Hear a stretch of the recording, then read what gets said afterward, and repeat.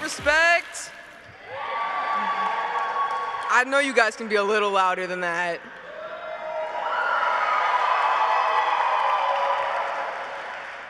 I'm Cruz, and I use he, him, and they, them pronouns. As a first-generation Chicanx, queer, trans man, I live at the intersection of multiple identities, and rarely do I get to see myself represented in the world. There's a lot of divisiveness in the world today, and a lot of talk of tolerance. And I'm here to say that I'm tired of tolerance. Tolerance is a word that is used to placate people while robbing us of true inclusion, dignity, and respect.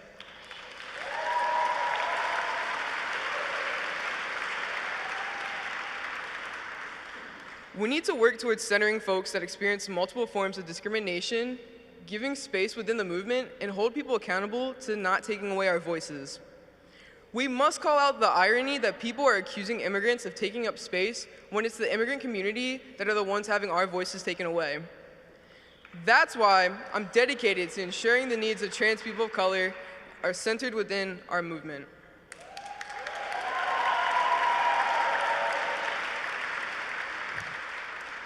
Too often, we only see gay, white, cisgender males as the face of our community without celebrating our differences and diversity. As a fierce and outspoken advocate for undocumented immigrants in both the Latinx and LGBTQ communities, our final honoree knows all too well how to uplift and empower the voices of others.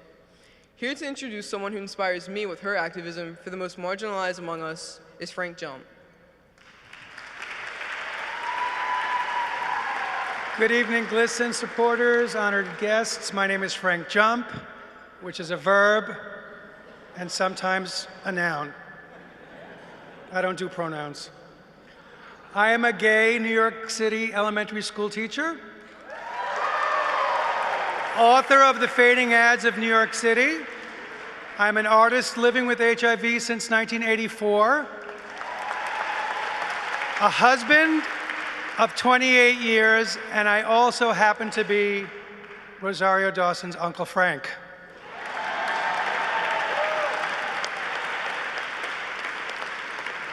Where's the award?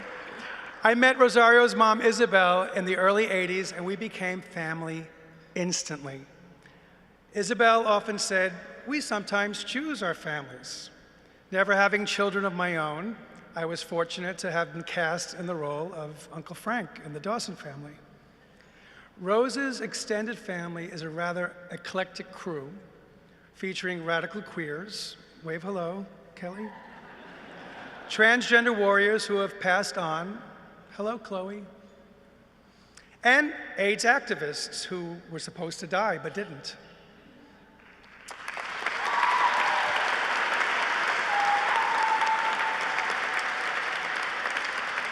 Rosa was, and still is, a remarkably generous and perceptive child. In 1986, when Rosa was 8, I found out I was HIV positive, so naturally I went over to Isabel for some emotional rescue and some kick-ass lasagna. Being super careful about my utensil use at the dinner table, Rosa noticed and said, "You know, Uncle Frank, you can't get it from knives and forks sharing them. The whole world would have it." And she proceeded to feed me a hunk of her lasagna with her fork. A few years after Rosario debuted in the film Kids, and in her last year of high school on the Lower East Side, I get this message on my answering machine from her mom, who was living in Texas. "Hi, Uncle Frank. Hope you and Vincenzo are doing well. I'm still in Texas. Rosario is moving in with you at the end of the week. See you later, bye." And at the time, Enzo and I were living in a sprawling 5-bedroom apartment in Clinton Hill, Brooklyn. And Rosa was thrilled to have her own bathroom. So one day I'm coming into the building, and Mrs. Washington, an elderly woman who lived on our floor, who knew all the goings-on in 415 Washington Avenue, said, "Do you know that young actress Rosario Dawson is going in and out of your apartment all day?" I said, "Really? Is she alone?" "Yes, she is. I said, will you tell me if she has any guests, okay? And she says, oh, I will.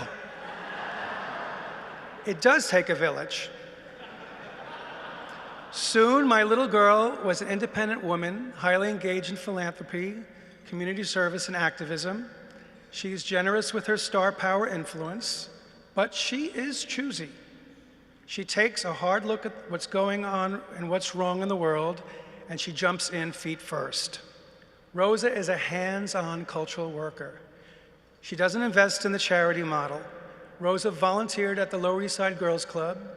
She co-founded Voto Latino, and she got involved with an organization that was close to my mother's heart, the New York City chapter of PFLAG, Parents and Friends of Lesbians and Gays.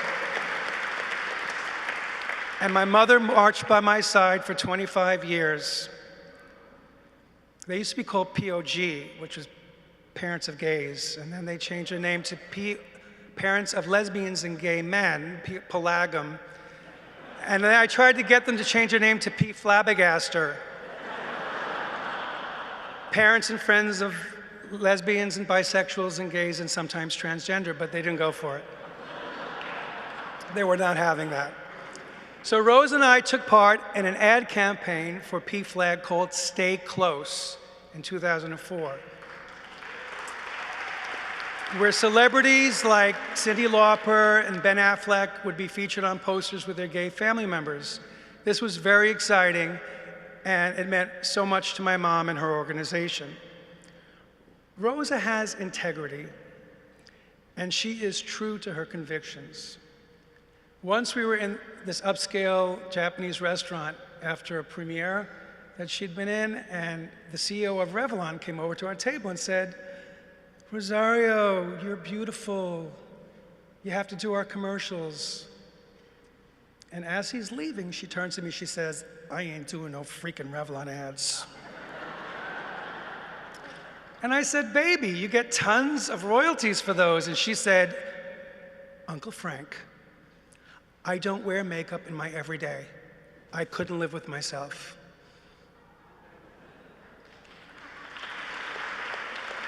I didn't argue with her. I am super proud to be chosen to be Rosario Dawson's Uncle Frank. And she chooses to be Auntie Rosario to mothers and their children across Africa. She chose to adopt her daughter Isabella, and she continues to choose her ever-growing family, which now includes all y'all. Ladies and gentlemen, I am thrilled to introduce to you your fabulous newly adopted auntie, Rosario Dawson.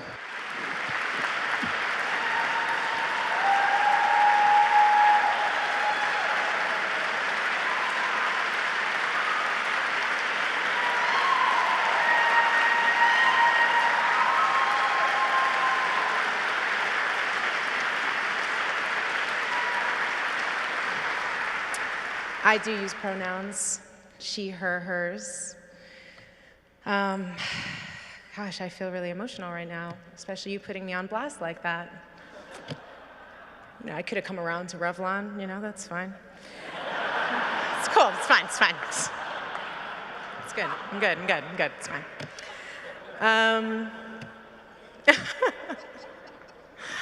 You know, when he talks about my Uncle Frank, my amazing Uncle Frank, who met my mom at a table she was working at in a restaurant, and he ordered manamana.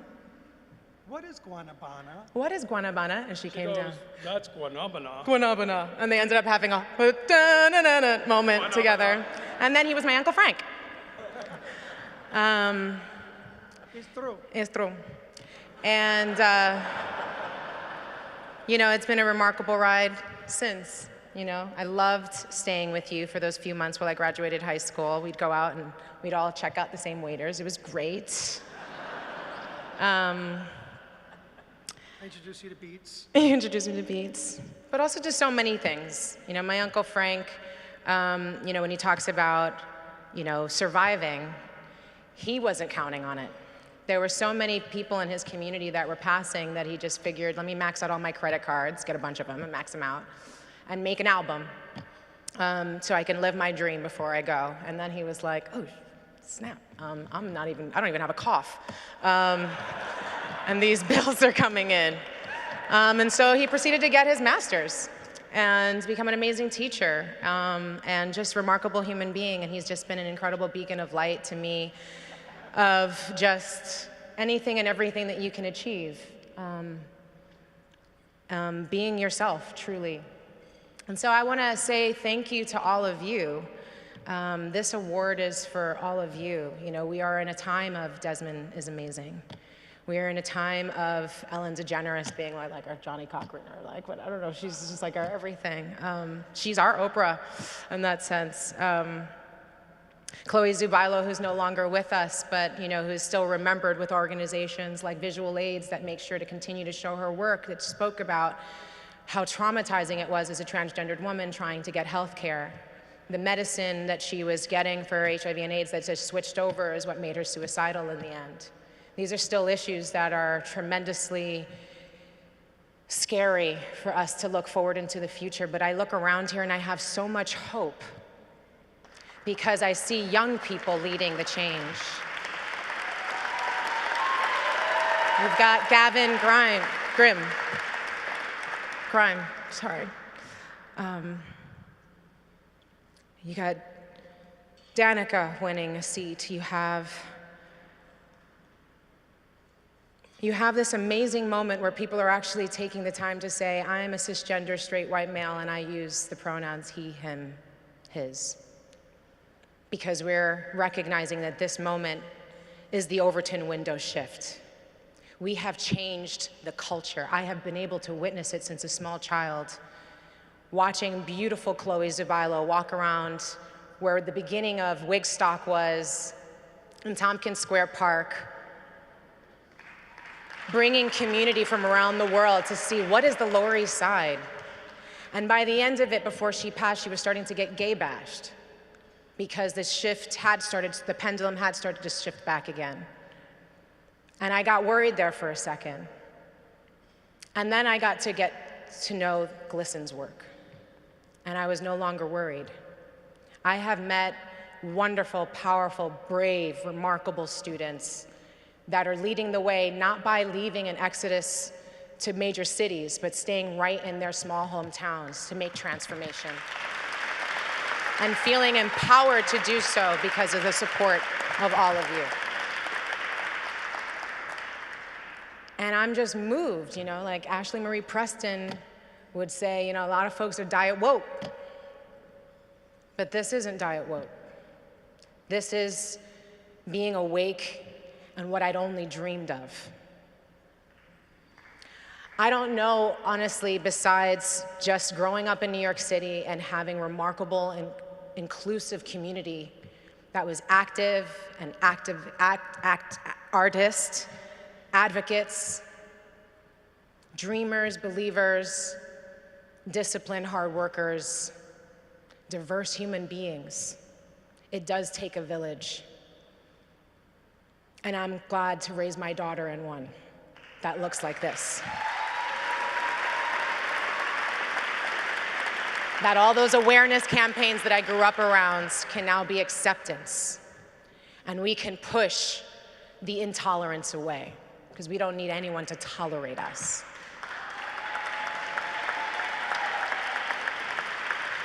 So when I think about the no-hate campaigns and the love that's in this room, it's not just here in this moment.